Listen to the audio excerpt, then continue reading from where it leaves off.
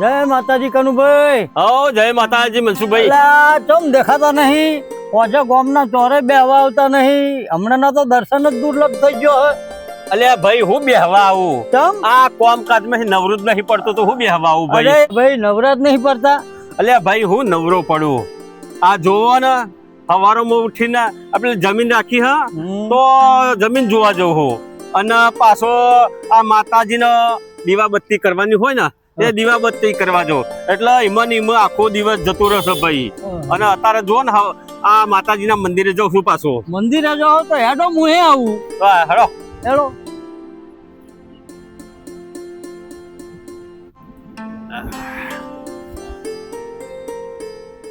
આ માતાજીએ તો તમારા ઉપર મહેર કરી, આ જમીન બમીન રાખી, શું વાત છે?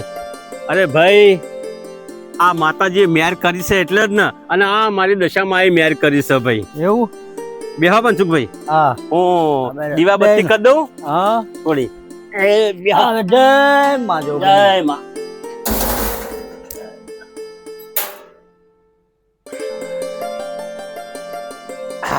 જય માં.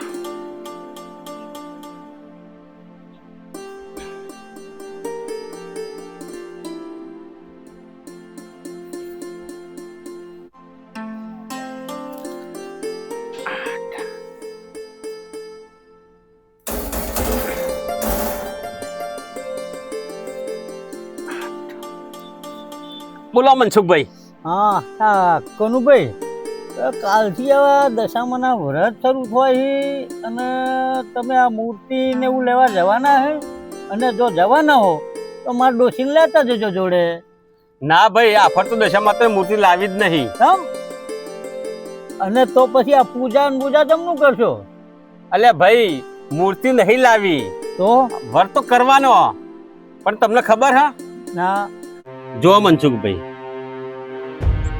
દીવા હો આવે અને આપણે કેટલા મૌન બેઠથી દશા માતાની મૂર્તિ લેવા જઈએ છે, અને દશા માતાની મૂર્તિ ઘેર લાવીને આપણે સ્થાપના કરીએ છીએ, અને દીવા અગરબત્તી ધૂપ ધુમાડો અને હોજ હવાર માતાજીને પ્રસાદ કરીએ છીએ, અને 10 દિવસ સુધી તો મનસુખભાઈ આપણે ઉપવાસ કરીએ છીએ.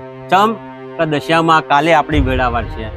આ બધું કરવા છતાં દશામાનો જાણ વરમણા આવે ને વરામણા, અને વ્રતનો છેલ્લો દિવસ હોય ને ત્યારે મનસુખભાઈ તમને હું વાત કરું, વહેલી પરોળે આ દશા માતાની મૂર્તિ લઈને દશા માતાના ભક્તો આ દશા માતાને એવી જેવી જગ્યાએ વરમણા કરે છે ને, નહીં ખાડા ખાબોચિયા જોતા, અરે નહીં કાદવ કીચડ જોતા, અરે એવી જગ્યાએ મનસુખભાઈ દશા માતાની મૂર્તિ મૂકીને આવે છે ને, તે આ દશા માતાની મૂર્તિ જોઈને તો આ દલડાના દુઃખ લાગે છે.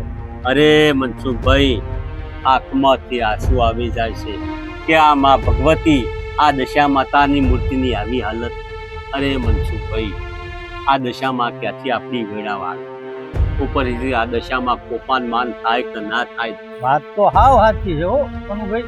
મનસુખભાઈ તમને એટલે કહું છું કે દશા માતાની મૂર્તિ ના લાવતા, અને મારા જેમ દશા માતાનો ફોટો અને માટીની સોઢણી લાવજો, જેથી કરીને આપણે 10 દિવસ ફોટાની અને માટીની સોઢણીની પૂજા થાય, અને જ્યારે વરામણો હોય ને તો ફોટો આપણે મઢમાં મૂકી દેવાનો, જેથી કરીને આપણા એ દશા માતાના ફોટાની અગરબત્તી ધૂપ ધુમાડા થાય, અને જે માટીની સોઢણી હોય ને એ વરામણાના દિવસે માટીની સોઢણી જળમાં પધરાવવાની.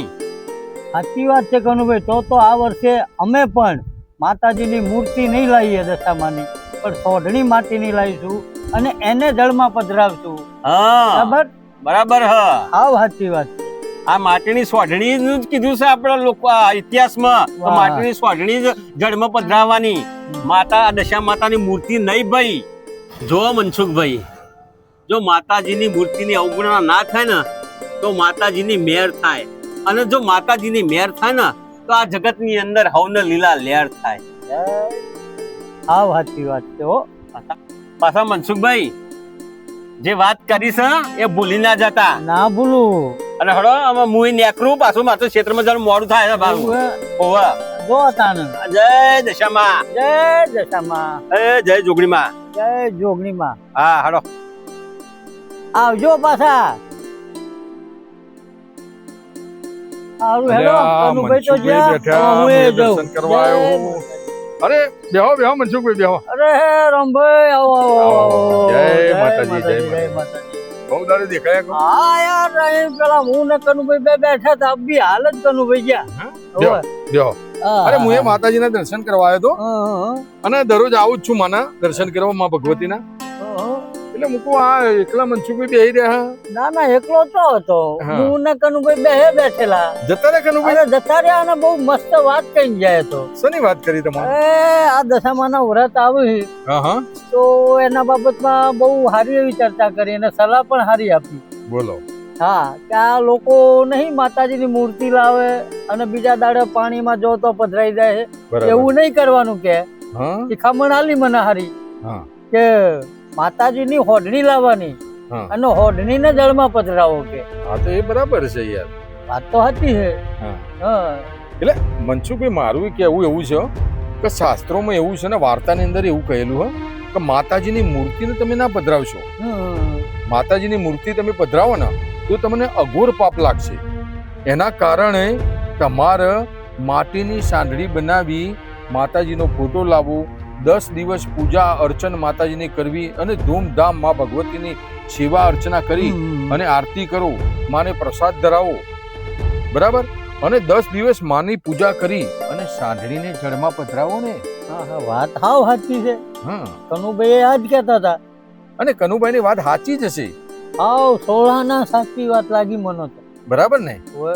તો આપણે સર્વે એવું કામ કરીએ કે આ વખત માતાજીની સાંઢણી લાવીએ હા. અને 10 દિવસ માતાજીની સાંઢણીની પૂજા કરશું અને માતાજીની સાંઢણીને વડાવશું. બરાબર ને? હાવ સાચી વાત સાચી વાત છે. બોલો બીજું કેવું છે બસ હવે મનસુખભાઈ? શાંતિ છે, શાંતિ બસ છે. હવે તો હું માતાજીના દર્શને આવ્યો તો અને મારે ઘણું કામ છે હા, હેડો, એટલે મારે હું પણ જાઉં. નીકળવું છે. હા હા તો ચલો જય મનસુખભાઈ. માતાજી. જય માતાજી. જય દશામાં. જય દશામાં.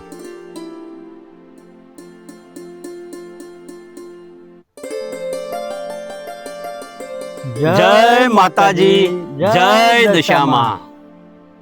મિત્રો આ નાનકડી એવી ફિલ્મ અમારા બનાવવાનો ઉદ્દેશ એટલો જ છે કે કોઈની લાગણી નહીં દુભાય કે કોઈની આત્માને ઠેસ પહોંચે એવો હેતુ અમારો નથી.